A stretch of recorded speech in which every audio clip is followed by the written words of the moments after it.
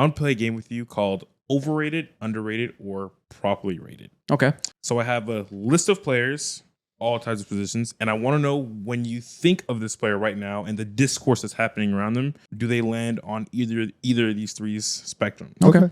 First up, Jaylen Herz. I mean, he's clearly still he's overrated by people who don't know ball and underrated by nerds.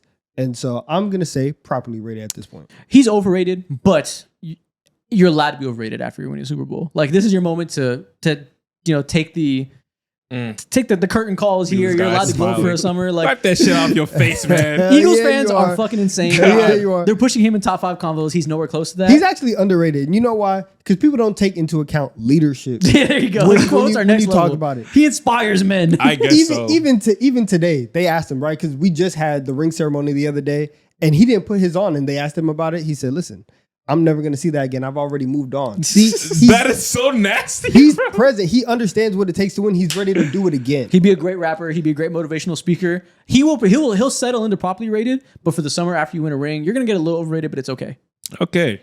He's very good being treated like a superstar right now. He's still underrated until the consensus puts him as the 5th best quarterback in the NFL. Why do you want him to be so bad? Eagles fans are lunatics. There's nothing wrong with being outside top 5. There's nothing wrong with having the 9th best quarterback in the league. It's a perfectly fine thing. Lamar Jackson and Josh Allen haven't been to a Super Bowl. God, this is nasty. Lunatics, man. This is nasty. Joe Burrow hasn't been to the playoffs in like 2 years. But they're top 4. Okay. Dak Prescott. Probably underrated. I think he's been consistently a top 10 quarterback for like a decade almost. Mm-hmm. And I think Cowboys fans don't appreciate him enough. Most fans across the league only pay attention to their team, what happens in the playoffs. He has not had a great time in the playoffs. So I think he doesn't get the credit he deserves probably. But if you had to build a team and build a competent offense, there's probably not 10 quarterbacks that give you a better chance of week to week success. The consistency is amazing. I guess he's properly rated. Because listen, we are friends with a lot of Cowboys fans. They hate Dak Prescott. Idiots. And it's completely like that. It's overhated. But also like there's some people who are like, hey, on the right day, like Dak Prescott, 7th best quarterback in the league, and it's like it's not ridiculous. No, I think he's probably more like 8th or 9th. If you're to build your organization out of if you're to build your organization compared to these two quarterbacks, Jalen Hurts or Dak Prescott, who are you taking? If I can have the best case scenario around them, I could see the argument for Hurts. But if I'm like, that's hard to do though, right? It's hard to have the best roster possible. Dak, I think, would be better in more variety of scenarios. He can handle less opportune situations. But if I had the opportunity to build a perfect roster like they did, have two amazing deep threats, the best running back in the league and the best offensive line, I'll take Hurts. Okay, makes sense. But that's asking for a lot, Yeah, it is. But year-to-year basis, if I had to have the quarterback for 10 years and you have the natural variety of team building when you're going to pay your quarterback and you're going to have the ups and downs as the roster changes, I think most years Dak could probably be better. Yeah, I haven't... I was going to make a joke. I can't even get to it. I don't know what you're going to say. I can't even get to it. That's funny. But I do think they're kind of comparable in terms of like where I'd rank them. Yeah. Okay. Kyle Shanahan. Probably properly rated. He's considered one of the best offensive minds of the modern NFL, one of the best offensive coaches of all time. When you think about how the league has evolved, probably properly rated. Because he gets dinged for the lack of success, so nobody considers him one of the GOATs.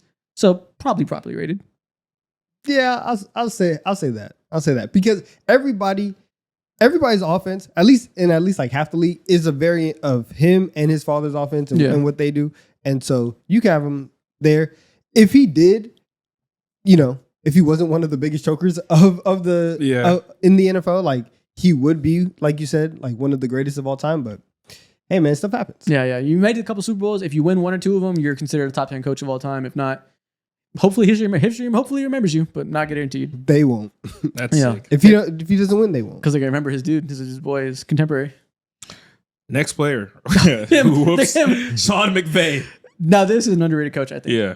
Well, actually, no. It's probably properly rated because he's considered a genius, but it's properly rated, teetering towards underrated because this is one of the most influential coaches in NFL history. Though every modern offense, the way every single team abuses motion these days, abuses passing out under center in creative ways, all comes back to this man. He has completely shaped the modern NFL.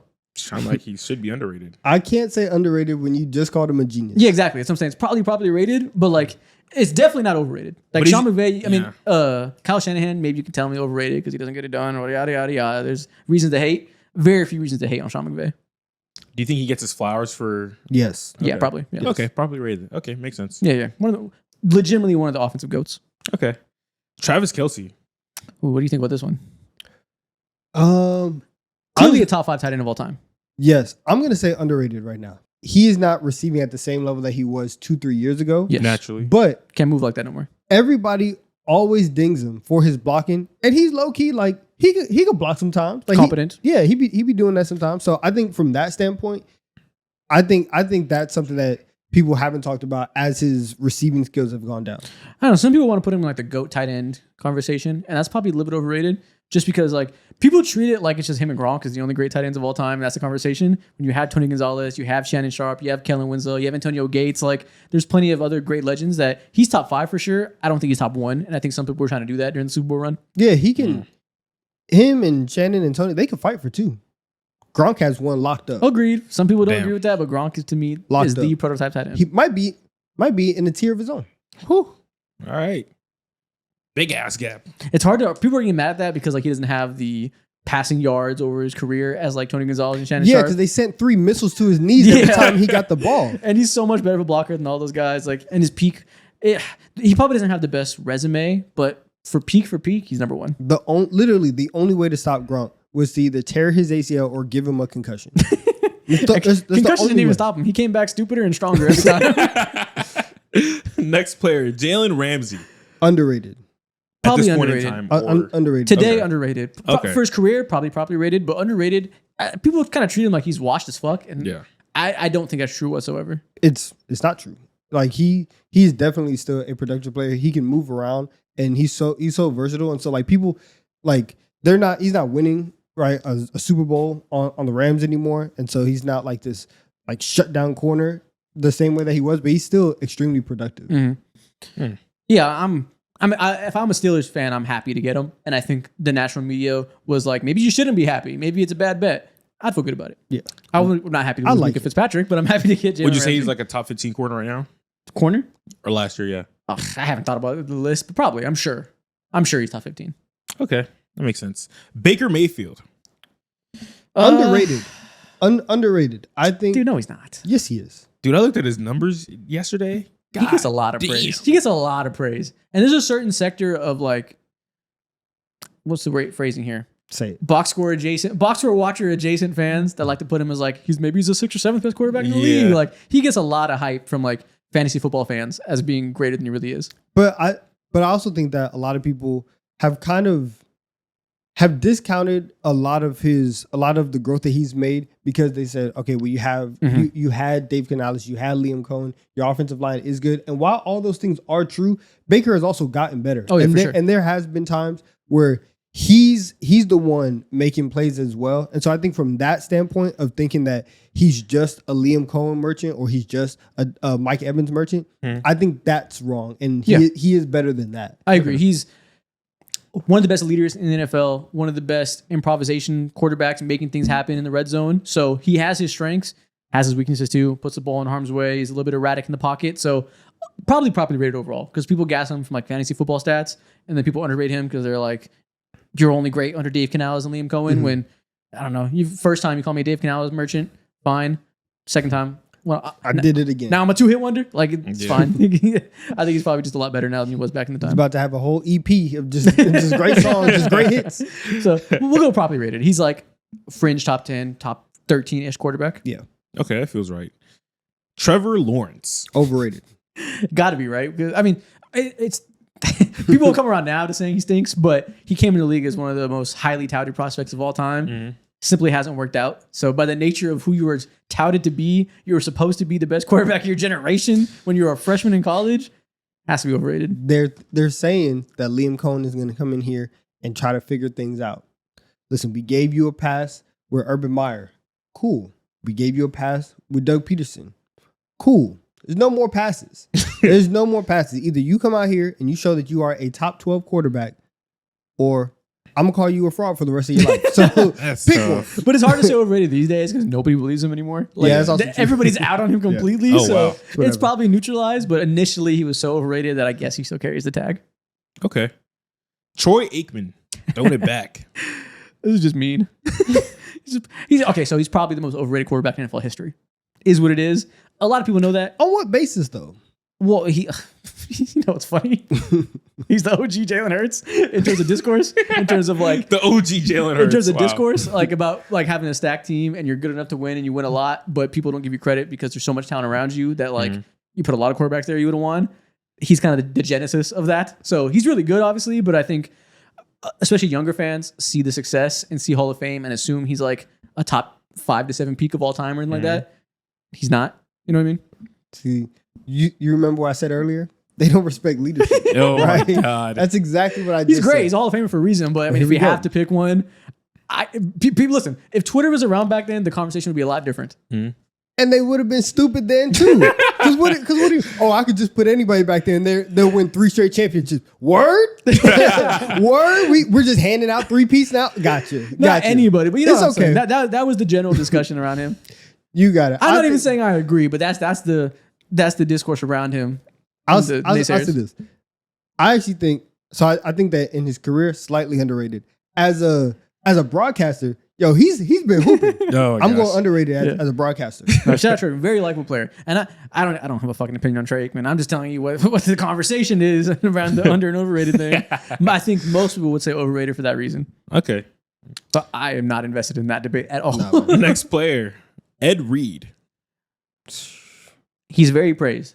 One of the greatest safeties of all time. Gets his flowers. Hall of Famer. Still underrated. Still underrated. Damn. Still better than people realize. Truly one of the best defenders of all time. I thought you were about to say overrated. Of course not. One of the greatest defenders of all time. Wow. The only person, listen, before a couple years ago, this is the only person that really made Bill Belichick smile. You know, like just before. Oh, you're going to hell. I'm just saying, right? Like, the game don't change for Bill Belichick. Listen, Bill Belichick respects a lot of talents. He respects Ed Reed's talent more than almost nearly anybody. Different type of scouting these days. The game plans are different. Yeah. Somehow underrated. That's what I'm saying. When Bill sees talent, he gives them their praise. I'm going puts them in positions of responsibility. Exactly. Jamal Charles. Probably. Come on, get it together. I feel like he's pretty respected. I feel like he's probably properly rated. Jamal Charles gets his due. He's one of the most underrated running backs of his generation. Not underrated. He's one of the unheralded because the team success never came around. He played below AP and was always like overshadowed by LT, AP, etc.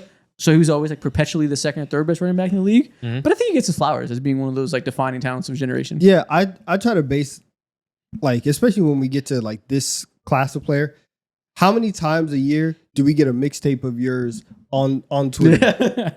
And I feel like 5 or 6 times a year, at least once a quarter, you get a 3-minute highlight tape of Jamal Charles. I think that's pretty good. Yeah, he gets his flowers, I think, and he deserves them. Very, very generational talent. Yeah, he's the prototype for speed backs forever. Okay, last player, Bo Jackson. Donovan, take it away. Listen, my elders would say that he's still underrated. I think as a football player, overrated. I think as just like a singular athlete, underrated. There's no scenario in which he can be underrated. You can say properly rated as a singular athlete. He's called the best athlete to ever live by certain people that watch that documentary. He cannot be underrated. Listen, man, you know what? You're right. But actually, no. This guy was shooting bow and arrows with his toes. It's ridiculous. Yeah. Was he dead ass? I think you either... Oh, he's a freak. Either he's probably rated and you do think he's one of the okay. best football players to ever grace this earth and he could go pro in any sport he wants and he's a rare physical specimen. Wilt Chamberlain put into the NFL field, put into MLB, probably rated. Or you think that's all mythology and is overrated. To each their own. Okay. I'll still go underrated. I don't know if they know that Bo knows. What's crazy is I've heard you call him overrated so many times. I know. No, but that's what I said. You are faking it for the camera. No, that's what I said. As a football player, overrated. But like as a just like athlete. Oh, okay. I see what you mean. Yeah, as a just overall, I think underrated. But no, NFL running back, no, he's overrated. Like he was not getting it done like that. Yeah, people treat him like he had 17 1,000-yard seasons or something. Or even like in his short prime, they treat him like he had a 2,000-yard season or something crazy. Yeah. The production was never there. It never happened. And he got hurt. It's not his fault or anything. You know, it's not like he's a fraud, but people definitely like run with the... You know what this would be? This would be like if our generation had the Odell Beckham moment and we were like, GOAT, Jerry Rice. Like we held on to that. Hey man, my bad. My bad. So like he's Because I will be telling my kids that Odell. That's a great comp. Wow. Listen, if Odell didn't get hurt, that's the greatest of all time. Yeah. Wow. Josh Gordon, if the rules weren't archaic and if they didn't do him wrong, if he wasn't over policed, GOAT. Wow. Okay. And that's the last one.